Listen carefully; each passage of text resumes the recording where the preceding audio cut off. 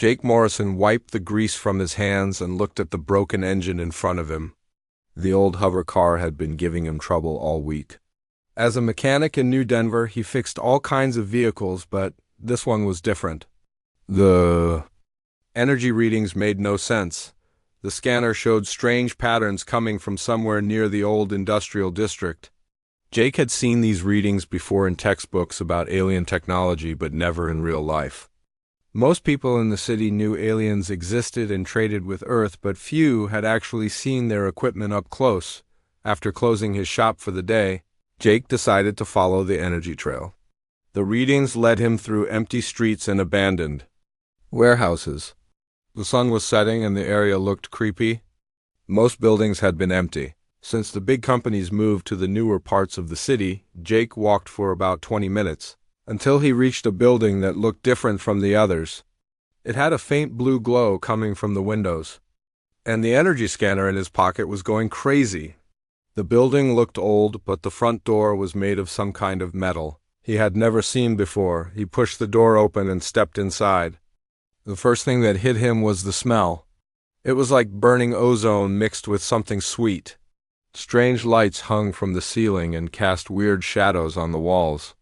The place was bigger inside than it looked from outside. Jake heard voices, speaking in languages he did not understand. As he walked deeper into the building, he saw creatures he had only seen in news reports. There were tall beings with gray skin and large eyes. Others looked like walking lizards with scales that changed color. Some looked almost human, but had extra arms or strange markings on their faces. All of them were examining objects on tables and shelves. Jake recognized some of the items as things from Earth. There were old books, jewelry, toys, and electronic devices. The aliens seemed very interested in these human objects and were trading them back and forth. A reptilian creature with green scales noticed Jake standing there. It was about 7 feet tall with yellow eyes that seemed to glow in the dim light. The creature wore robes that looked expensive and had strange symbols sewn into the fabric. "Human customer," the creature said in English that sounded rough but understandable. "You come to trade. I am Zikar. I deal in human artifacts." Jake looked around the shop in amazement. The shelves were full of things from Earth. He saw old paintings, musical instruments, clothes, and even some furniture. Everything looked like it had been taken from different time periods and different places on Earth. "What is this place?" Jake asked. "Trading post," Zikar replied. "We buy human objects. Very valuable in Galaxy. Humans make things with special energy. Other species pay much for human items." Jake walked around the shop looking at all the objects. Some of them looked familiar, but others were completely unknown to him. Then something caught his eye on a shelf behind the counter. His heart stopped. It was his father's pocket watch. The watch was silver with intricate designs carved into the surface. Jake would know it anywhere because his father had carried it every day for 30 years. His grandfather had given it to his father, and his father was supposed to give it to Jake someday, but his father had died in a house fire 5 years ago, along with his mother. Jake thought the watch had been destroyed along with everything else in their home. Yet here it was, sitting on an alien trader's shelf like any other piece of merchandise. "That watch," Jake said, pointing at it. "Where did you get that watch?" Zekar looked at the shelf and picked up the watch. He held it carefully in his scaled hands and examined it closely. "Ah, yes," Zekar said. "Very special piece. Human emotion. Energy very strong in this one? Someone loved this object very much. Makes it very powerful for our technology." "That belonged to my father," Jake said. "He died 5 years ago." "That watch should have been destroyed in the fire." Zekar's yellow eyes narrowed as he looked at Jake more carefully. "You're Morrison," he said. "Yes, I remember now. This watch traded to me by another Morrison. Legal trade, have papers." Jake felt anger building up inside him. "What do you mean another Morrison? I'm the only Morrison left. My parents are dead and I don't have any other family." "Papers say D. Morrison," Zekar said. He reached under the counter and pulled out a device that projected a holographic image into the air. The image showed official-looking documents with signatures and stamps. Jake looked at the signature at the bottom of the document. It was definitely D. Morrison, written in handwriting that looked familiar, but he could not place it. The date on the document was only 3 months ago. This is impossible, Jake said. Nobody else in my family survived the fire. There is no other Morrison who could have traded this watch. Zakar looked at the documents again and then back at Jake. Human named Danny Morrison brought this watch and many other items. Said they belonged to dead family members. Very sad story. We gave? Good price. Jake felt like he had been hit by a truck. Danny Morrison was his half-brother from his father's first marriage. Jake had not seen Danny in over 10 years. They had a big fight after their father's funeral, and Danny had disappeared without telling anyone where he was going. Danny, Jake whispered. But how did he get the watch? It was supposed to be in the house when it burned down. Not my business how humans get objects, Zakar said. Only care that trade is legal. Danny Morrison had proper identification and ownership papers. We do honest business here. Jake stared at his father's watch sitting in the alien's hands. The watch that was supposed to come to him someday. The watch that held 30 years of his father's daily routine and love. Now it was just another commodity in an alien trading post. I want it back, Jake said. That watch belongs to me. It's the only thing I have left of my father. Zakar shook his head. Already paid for, cannot give back. But if you have other human objects with strong emotional energy, we can make trade. Jake looked around the shop at all the human objects that had been torn away from their families and their histories. Each item probably had a story like his father's watch.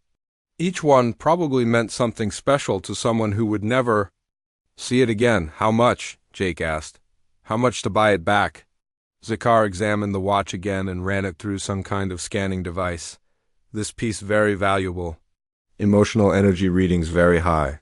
Would cost you 50,000 Earth. Credits. Jake's heart sank. He made decent money as a mechanic, but 50,000 credits was more than he made in 2 years.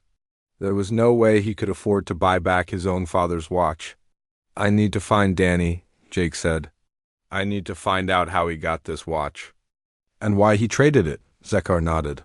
Danny Morrison comes here sometimes. Brings many human objects. Good customer. But he not been here for few weeks. Jake took one last look at his father's watch before turning to leave. He had to find his half-brother and get some answers.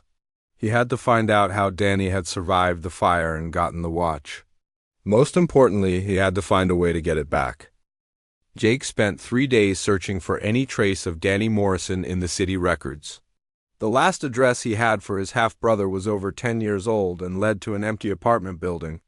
Jake tried social media, employment records, and even asked old friends from school, but nobody had seen Danny in years.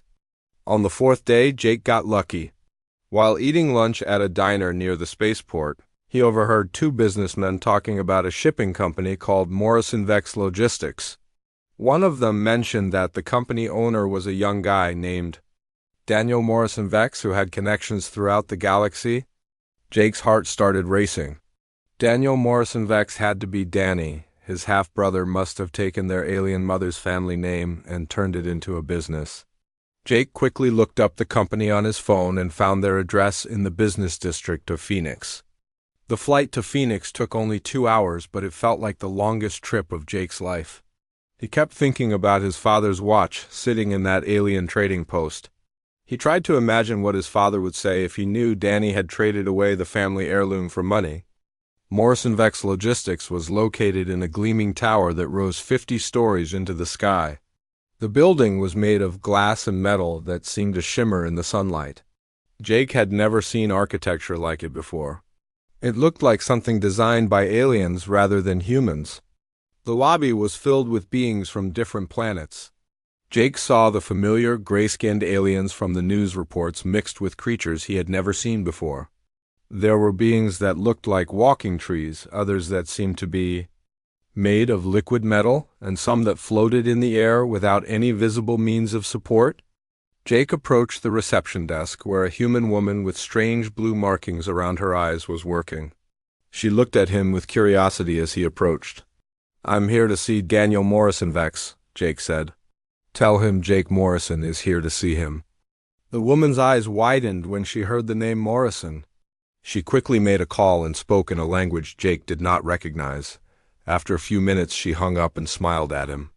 Mr. Morrison, Vex will see you now, she said. Please take the express elevator to the 45th floor. The elevator moved so fast that Jake's ears popped. When the doors opened, he stepped into an office that took up the entire floor. The walls were made of glass and offered a view of the entire city and the spaceport beyond. Ships from different worlds were taking off and landing constantly. At the center of the office sat a man Jake barely recognized as his half-brother. Danny had always been tall and thin, but now he looked stronger and more confident. His skin had a slight blue tint that Jake had never noticed before, and his eyes seemed to glow with their own light. Jake, Danny said, standing up from behind a desk that looked like it was carved from a single piece of black stone. I wondered when you would find me. You traded Dad's watch, Jake said without any greeting. You took our father's watch and sold it to aliens? Danny walked over to the window and looked out at the bustling spaceport below. I traded many things that belonged to our family, he said. The watch was just one piece of a much larger collection. How did you even get it? Jake asked. The house burned down. Everything was supposed to be destroyed. Danny turned back to face his half-brother. I was there the night of the fire, he said. I saved what I could before the flames got too bad. I went back in 3 times to get family photos, important documents, and yes, Dad's watch. Jake felt confused and angry. You were there. Why didn't anyone know? The fire department said no one else was in the house. Because I didn't want anyone to know, Danny replied. I had been staying in the garage apartment for a few weeks. Dad and Mom didn't know I was back in town. I was having some problems and didn't want to worry them. Jake sat down in one of the chairs facing Danny's desk. You could have saved them, he said quietly. No, Danny said, his voice getting harder. The fire started in the main house. By the time I smelled, the whole first floor was already burning. I tried to get to them, but the stairs had collapsed. I barely got out alive myself. Danny rolled up his sleeves to show Jake the burn scars that covered his arms. I spent 2 months in the hospital after that night, he said. When I got out, you had already buried them and disappeared. I tried to find you, but you had changed your address and phone number. Jake looked at the scars and felt some of his anger drain away. I thought I was alone, he said. I thought everyone was gone. You weren't alone, Danny said, but you made yourself alone. Just like you always did when things got difficult.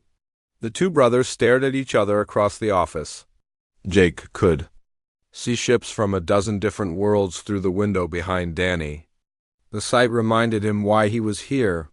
Why did you trade the watch? Jake asked. It was the only thing left of Dad. Danny walked back to his desk and pressed a button. A holographic display appeared in the air showing charts and graphs. Do you see this? He said. This is my company's growth over the past 5 years. We started with nothing, and now we have operations in 12-star systems. I don't care about your business, Jake said. I care about Dad's watch. The watch made it possible, Danny replied. Human objects aren't just sentimental items to aliens. They're power sources. The emotional energy that gets stored in things we care about can be converted into fuel for faster-than-light travel and communication. Danny manipulated the holographic display to show energy readings. Dad carried that watch every day for 30 years, he said. Every time he looked at it, every time he touched it, every time he wound it, he was charging it with emotional energy. By the time I traded it, that watch contained enough power to fuel a starship for 6 months. Jake stared at the display in disbelief. You're saying Dad's watch is some kind of battery? Not just Dad's watch, Danny said. All human objects that people love and use become energy sources. It's something unique about humans that most other species don't have. Our emotional connections to physical objects create a kind of energy that aliens can use for their technology. Danny changed the display to show images of the trading post where Jake had found Zakar. I discovered this 5 years ago when I was recovering from my burns, he said. An alien doctor was treating me, and he noticed that my hybrid genetics gave me the ability to sense emotional energy in objects. He introduced me to traders who taught me about the galactic market for human artifacts. So you decided to become a dealer, Jake said with disgust. I decided to become smart about it, Danny replied. Aliens were already collecting human objects whether we knew it or not. At least this way, humans get paid fair prices and the items go to legitimate uses instead of being stolen. Danny walked over to a wall display that showed dozens of human settlements on different planets. My company helps human colonies trade their cultural items for the technology they need to survive, he said. We funded medical centers, schools, and defense systems across the galaxy. Jake looked at the display and saw photos of human families living on alien worlds. They looked happy and healthy in their new homes. You're helping humans, he said. I'm helping our species adapt to a galactic economy, Danny replied. The universe is much bigger than Earth, Jake. Humans are spreading to hundreds of worlds and they need resources to build new lives. Trading emotional energy is one of the few advantages we have over other species. Jake stood up and walked to the window. Below him, he could see human and alien ships working together to load cargo. But you traded away our father's memory, he said. No, Danny said. I used our father's memory to build something that would help thousands of other humans. Dad always said that family meant taking care of each other. I'm taking care of the human family. Jake turned back to face his half-brother. I want the watch back, he said. Danny shook his head. It's already been integrated into a communication system that connects 50 human colonies. Breaking that system apart would leave thousands of people unable to call for help in emergencies. Then buy me another one, Jake said. Use your profits to get it back from Zekar. Zekar doesn't have it anymore, Danny replied. He sold it to a communications company 3 days after I traded it to him. It's probably halfway across the galaxy by now. Jake felt his anger returning. You had no right, he said. That watch should have come to me. Should it? Danny asked. What would you have done with it? Kept it in a drawer and looked at it sometimes. Let all that emotional energy go to waste while humans on colony worlds struggle to survive. Jake walked toward the elevator without answering. He had heard enough explanations and justifications. His father's watch was gone and there was nothing he could do about it. Jake, Danny called after him, I have a proposition for you. Jake stopped but didn't turn around. Join my company, Danny said. Help me make sure that humans get fair treatment in the galactic economy. You understand machines and energy systems. I could use someone like you. Someone like me? Jake repeated. Someone who cares about preserving what matters to humans, Danny said. Someone who understands that sometimes we have to sacrifice something small to save something bigger. Jake stepped into the elevator without answering. As the doors closed, he saw Danny still standing by the window looking out at the ships that carried human artifacts to distant worlds. Jake returned to New Denver feeling more confused than angry. Danny's words kept playing in his head during the flight home. The idea that human emotions could power alien technology seemed impossible, but Jake had seen the proof with his own eyes. The question that bothered him most was whether Danny was helping humanity or exploiting it. 2 days after his return, Jake received a visit at his shop that changed everything. A woman in a military uniform walked through his door just as he was closing for the evening. She had short brown hair and the kind of serious expression that meant official business. Mr. Morrison, she said, showing him an identification badge. I'm Commander Lisa Porter with the Human Galactic Trade Commission. I need to speak with you about your recent visit to Phoenix. Jake looked at the badge and then at the woman. He had never heard of the Human Galactic Trade Commission, but the badge looked official enough.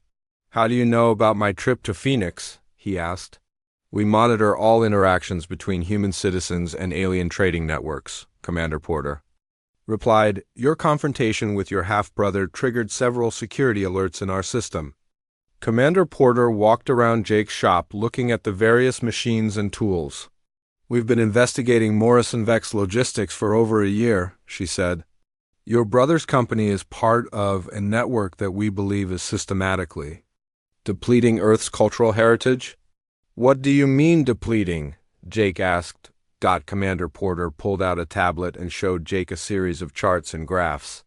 Human artifacts are being removed from Earth and its colonies at an alarming rate, she said. Family heirlooms, historical objects, and culturally significant items are disappearing into alien markets faster than we can track them. Jake looked at the data on the tablet. The numbers were staggering. Thousands of objects were being traded every month through companies like Danny's. Is this legal? He asked. Technically, yes, Commander Porter replied. The items are being traded by their legal owners. But we're concerned about the long-term effects on human society. When people lose connection to their cultural objects, they begin to lose connection to their identity and history. Commander Porter tapped the tablet and showed Jake photos of human settlements on various planets. Unlike the happy families Danny had shown him, these communities looked depressed and listless. These colonies traded away most of their cultural items in their first year, she said. Now they're reporting increased rates of depression, social breakdown, and loss of community bonds.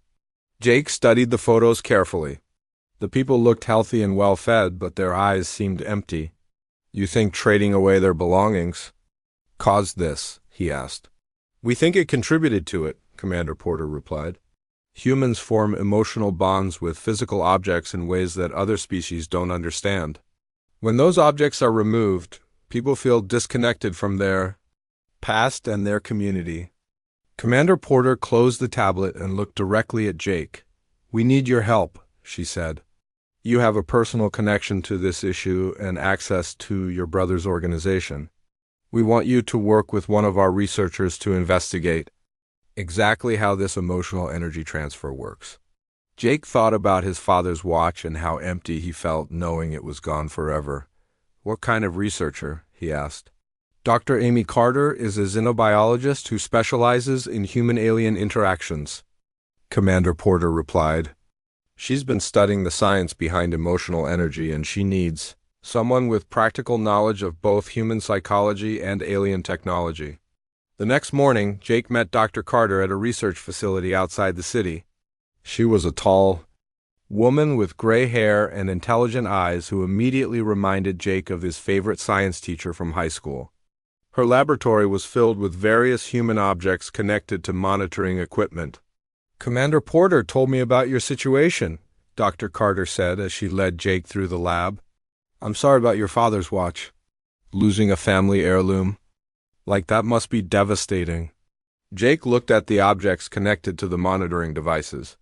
There were old photographs, jewelry, toys, and books all hooked up to machines that measured different types of energy.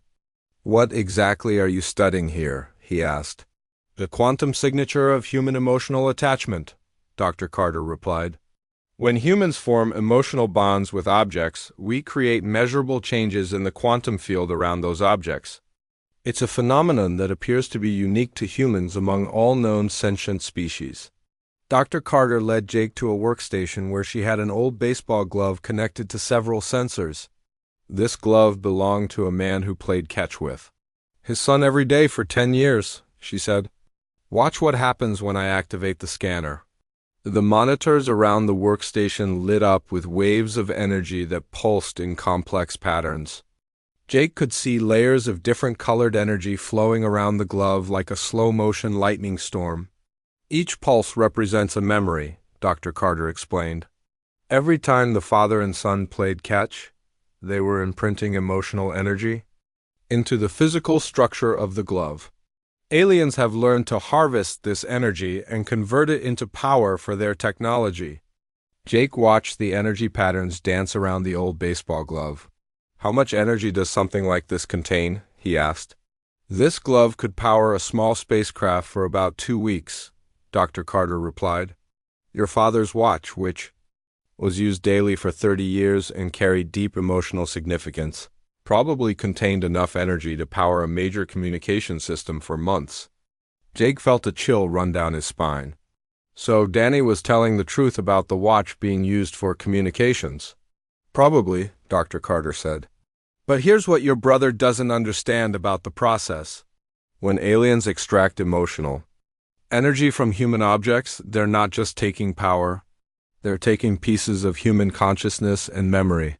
Dr. Carter led Jake to another workstation where she had a collection of objects that had been drained of their emotional energy. They looked the same as normal objects, but something about them felt wrong. Jake couldn't put his finger on what was different, but the objects seemed dead somehow. These items were returned to their owners after energy extraction, Dr. Carter explained. The people who got them back reported feeling disconnected from the objects. The emotional bond had been severed permanently. Jake picked up one of the drained objects, a wedding ring that felt cold and lifeless in his hand. So when aliens use the energy, they destroy the emotional connection forever. Exactly, Dr. Carter replied. And that's just for individual objects. When entire communities trade away their cultural items, the effect is much worse. People lose their connection to their shared history and identity. Dr. Carter showed Jake research data from the colonies that Commander Porter had mentioned. Communities that have traded away large portions of their cultural heritage show measurable changes in brain chemistry, she said. Increased isolation, decreased empathy, and reduced social bonding. Jake studied the brain scans and psychological profiles. The evidence was clear that trading away emotional objects had serious consequences for human mental health. "Does my brother know about this?" he asked. "We don't think so," Dr. Carter replied. "Most hybrid humans like your brother can sense emotional energy, but they can't fully understand its importance to human psychology. His alien genetics make him less susceptible to the negative effects of losing emotional objects." Jake spent the rest of the day learning about Dr. Carter's research. She showed him how emotional energy worked at the quantum level and how aliens had developed technology to extract and use it. She also showed him the growing body of evidence that widespread trading of human artifacts was causing psychological damage to human communities. By the end of the day, Jake understood that the situation was much more complex than a simple family dispute over an heirloom. The trading of human artifacts was affecting the mental health and social stability of human communities across the galaxy. "What can we do about it?" Jake asked as they finished their tour of the laboratory. "We need to find a way to regulate the trade without destroying the economic benefits," Dr. Carter replied. "Humans do need the resources and technology that come from trading with aliens. But we need to make sure that people understand what they're giving up when they trade away their emotional objects." Dr. Carter handed Jake a communication device. "Commander Porter wants you to maintain contact with your brother's organization," she said. "We need to understand the full scope of the trading network and identify which items are most critical to preserve." Jake looked at the device and thought about Danny's offer to join his company. "You want me to spy on my brother? We want you to help us find a solution that protects human welfare while maintaining beneficial trade relationships," Dr. Carter replied. "Your brother may be causing harm, but we don't think he's doing it intentionally. If we can educate him about the true effects of emotional energy extraction, he might be willing to change his business practices." Jake put the communication device in his pocket and headed for the door. He had a lot to think about and some difficult decisions to make. His father's watch was gone forever, but maybe he could help prevent other families from losing their most precious memories. As he drove back to the city, Jake thought about the empty feeling he had experienced. Jake spent 2 weeks gathering information for Commander Porter and Dr. Carter while pretending to consider Danny's job offer. He called his brother regularly and asked questions about the trading business that seemed like natural curiosity from a potential employee.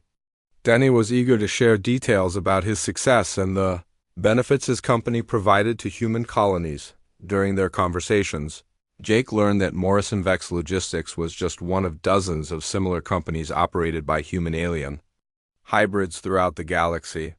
These hybrid individuals used their unique genetic abilities to bridge the gap between human and alien economies.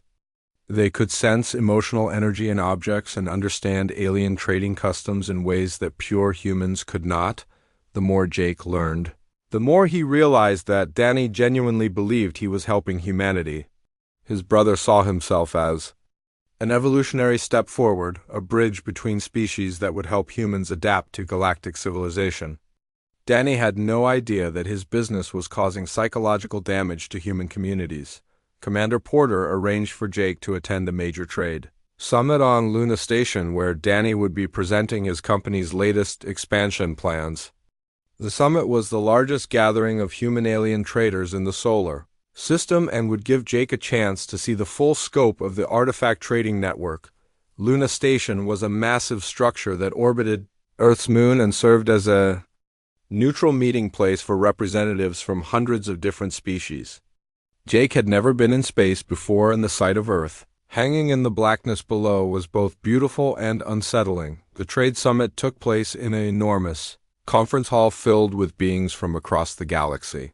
Jake saw species he recognized from news reports mixed with creatures he had never imagined could exist. There were beings made of living crystal, others that seemed to be composed of pure energy, and some that constantly shifted between different physical forms. Danny's presentation was scheduled for the second day of the summit. Jake watched from the back of the hall as his brother took the stage to address an audience of several thousand traders, diplomats, and business leaders. Human emotional energy represents the greatest untapped resource in the galaxy, Danny said, his voice amplified throughout the massive hall. My company has developed sustainable methods for harvesting this energy while providing fair compensation to human communities. Danny's presentation included holographic displays showing the growth of human colonies that had used trading profits to build advanced infrastructure. He showed medical centers powered by emotional energy, schools equipped with alien technology and defense systems that protected human settlements from hostile forces. The key to successful human-alien trade, Danny continued, is understanding that humans don't just make objects. They imbue objects with consciousness. Every human artifact contains memories, dreams, and hopes that can be converted into power for the benefit of all sentient species. Jake watched the alien audience react with enthusiasm to Danny's presentation. They were clearly excited about the potential for increased access to human emotional energy. Jake began to understand that his brother wasn't just a trader, but a teacher who was showing aliens how to exploit human psychology more efficiently. After the presentation, Jake confronted Danny in a private meeting room behind the conference hall. "You're teaching them to mine our emotions," Jake said.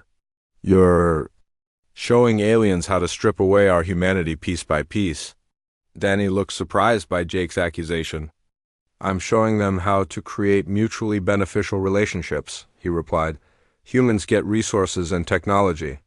Aliens get energy they need for their civilization. Everyone wins." "What about the psychological effects?" Jake asked. "What about the communities that lose their connection to their cultural identity?"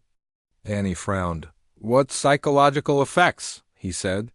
"I've visited dozens of colonies that have traded with my company. They're healthier and more prosperous than ever before." Jake realized that Danny's hybrid genetics prevented him from understanding the emotional attachment that pure humans felt to their objects. "You can't see it because you're not fully human," Jake said. "You can sense the energy in objects, but you can't feel the loss when that energy is taken away."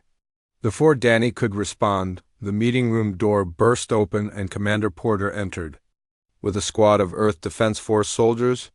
Behind them came a tall man in a general's uniform who Jake recognized from news reports as General Frank Stone. "Daniel Morrison Vex," General Stone said, "you are under arrest for crimes against human cultural heritage." Danny stood up from his chair and looked at Jake with betrayal in his eyes. "You set me up," he said. "We're shutting down the hybrid trading network," General Stone announced. "The Earth government has determined that the mass exportation of human cultural artifacts represents a threat to human psychological well-being and social stability." Danny's expression changed from betrayal to anger. "You have no authority here," he said. "Luna Station is neutral territory, and my business operates under galactic trade law. Earth Defense Force has jurisdiction over all human citizens regardless of location," General Stone replied. and your business activities are causing measurable harm to human communities throughout the galaxy. The confrontation was interrupted by an alarm that echoed throughout the station. Red lights flashed in the corridors outside the meeting room, and Jake could hear announcements in multiple languages warning of an emergency situation. Commander. Porter touched her communication device and listened to a report from the station's control center. Sir, she said to General Stone, we have a problem. The alien traders are mobilizing their security forces. They're not going to let us shut down the trading network without a fight. Through the meeting room windows, Jake could see alien ships moving into defensive positions around Luna Station. The creatures that had seemed so peaceful during the trade summit were now preparing for conflict. They can't function without human emotional energy, Danny said. Half the technology in this station is powered by energy extracted from human artifacts. If you shut down the trading network, you'll be cutting off their power supply. General Stone looked out at the alien ships gathering outside. Then we'll deal with that threat as it comes, he said. Human welfare takes priority over alien convenience. Denny stepped between General Stone and the window. You don't understand, he said. This isn't about convenience. Some of these species require emotional energy to survive. The Vex, my mother's people, are energy beings who feed on emotional resonance. Without access to human artifacts, they'll start to die. Jake felt a chill as he realized the full implications of what Danny was saying. Your mother's species feeds on human emotions, he said. Not directly, Danny replied. They absorb the energy that humans imprint into objects. It's a symbiotic relationship that benefits both species. Commander Porter looked at her scanner and frowned. Sir, she said to General Stone, I'm detecting massive energy buildups in the alien ships. They're preparing to take the station by force. General Stone activated his communication device and called for reinforcements from Earth. All Earth Defense Force units to Luna Station, he commanded. We have a hostile alien situation developing. Jake watched through the window as more ships arrived from both Earth and various alien worlds. What had started as a trade summit was rapidly turning into a potential battle that could spark a war between humans and the rest of the galaxy. There has to be another way, Jake said. We can't solve this problem by fighting. Danny looked at his half-brother with a mixture of hope and desperation. Help me find a compromise, he said. You understand both sides of this issue. Maybe we can find a solution that protects human welfare without destroying beneficial relationships with alien species. General Stone shook his head. The time for compromise has passed, he said. We're taking decisive action to protect human interests. The station shook as the first alien energy weapons fired warning shots across the bow of the approaching Earth Defense Force ships. Jake realized that his personal quest to recover his father's watch had somehow triggered a conflict that could change the relationship between humans and aliens forever. Through the chaos of the developing battle, Jake began to understand that the real issue wasn't whether the trading network should exist, but how it should be controlled. Humans needed to find a way to participate in the galactic economy without losing their cultural identity and psychological well-being. As energy weapons lit up the space around Luna Station, Jake made a decision that would determine the fate of both human and alien civilizations. He had to find a way to stop the fighting and create a solution that would protect human interests while maintaining peaceful relationships with other species. The future of human participation in galactic civilization depended on finding the right balance between preservation and progress. The battle around Luna Station lasted only 30 minutes, but it changed everything. Earth Defense Force ships exchanged fire with alien vessels while Jake, Danny, and the others remained trapped in the meeting room. The station's hull was breached. In several places, and emergency systems were struggling to maintain life support. Jake watched through the damaged windows as ships from both sides limped away from the conflict zone. The brief fight had accomplished nothing except to prove that neither humans nor aliens wanted a full-scale war. Both sides had too much to lose from destroying their trading relationships. When the shooting stopped, Jake made a decision that surprised everyone in the room, including himself.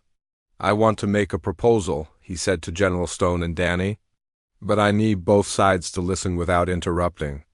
General Stone looked skeptical but nodded for Jake to continue. Danny sat down in his chair and waited to hear what his brother had to say. "The problem isn't the trading network itself," Jake began. "The problem is that humans don't understand what they're giving up when they trade away their emotional objects.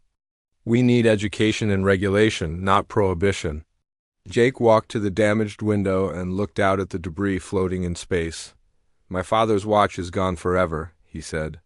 "But maybe its sacrifice can prevent other families from losing their most precious memories without understanding the consequences." Jake turned back to face the group. "Dr. Carter's research shows that humans can create new emotional energy in objects over time," he said. "We don't have to trade away irreplaceable family heirlooms. We can create dedicated emotional artifacts, specifically for trading purposes." Danny looked interested in this idea.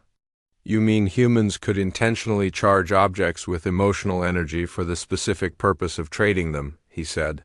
"Exactly," Jake replied. "Families could keep their important heirlooms while creating new objects that serve the same function for alien technology. It would require regulation and oversight, but it could work." Commander Porter checked her tablet and showed the group Dr. Carter's latest research data. "The doctor has been experimenting with this concept," she said. "Humans can transfer emotional energy to new objects through focused meditation and intentional bonding exercises." General Stone studied the data with interest. "How long would it take to charge a new object with enough energy to be useful for trading?" he asked.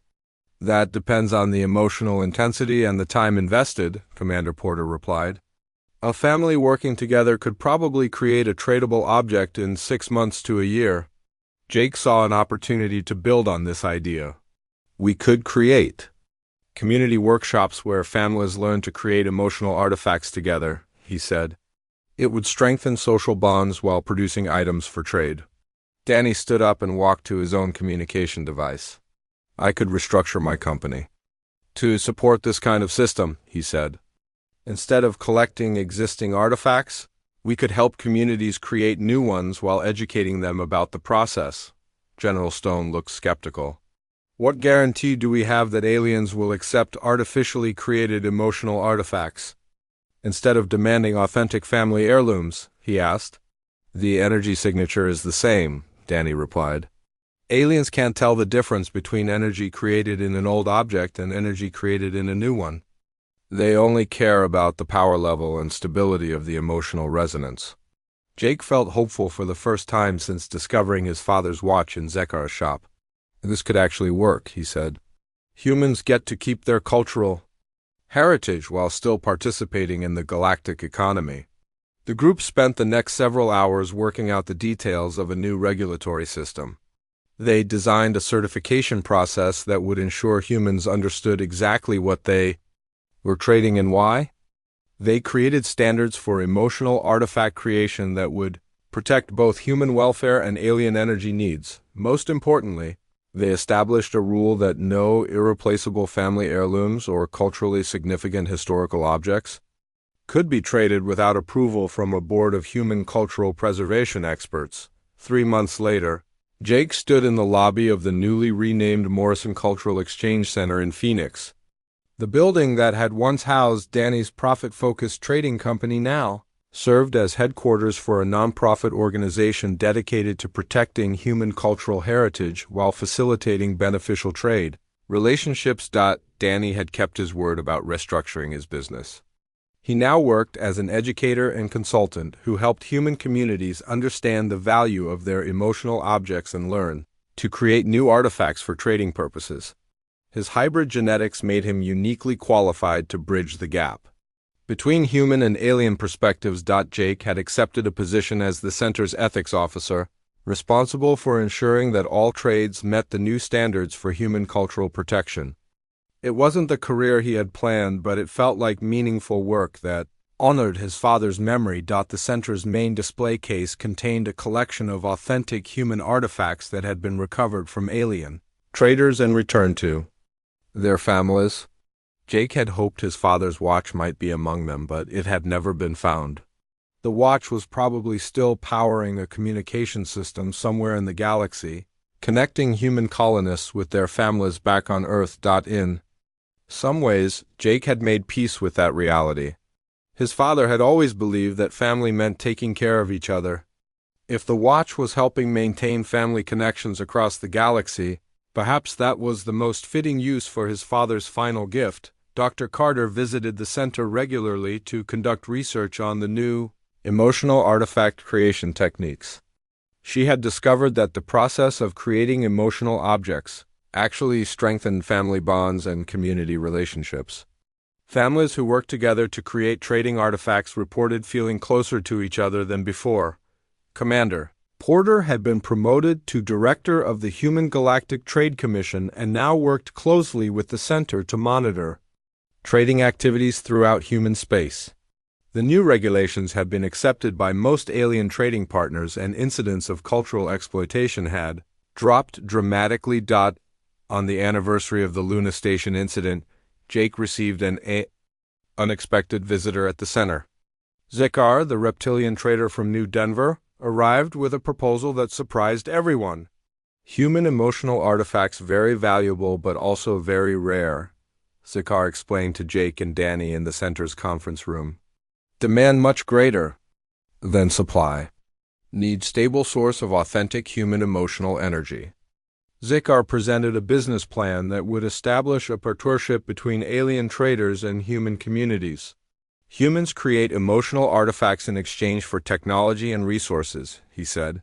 Aliens get reliable energy supply. Everyone benefits from honest trade relationship. Jake studied the proposal carefully. It was essentially a formalized version of what the center was already doing, but with guaranteed long-term contracts and fair pricing standards. What assurance do we have that this won't turn into the same kind of exploitation we saw before? He asked. New system has oversight and regulation, Zekar replied. Humans control what objects get traded and how much energy gets extracted. Aliens get what they need, but cannot take advantage of human ignorance. Danny looked at the contract terms and nodded approvingly. This could provide sustainable funding for dozens of human colonies, he said, and it would create incentives for aliens to maintain good relationships with human communities. 3 years later, the Morrison Cultural Exchange Center had expanded to include offices on 12 human colony worlds and partnerships with trading organizations throughout the galaxy. Jake had never imagined that his search for his father's watch would lead to a career in interstellar diplomacy, but he found the work satisfying. The emotional artifact creation program had become so successful that some human communities were generating enough trade revenue to fund major infrastructure projects.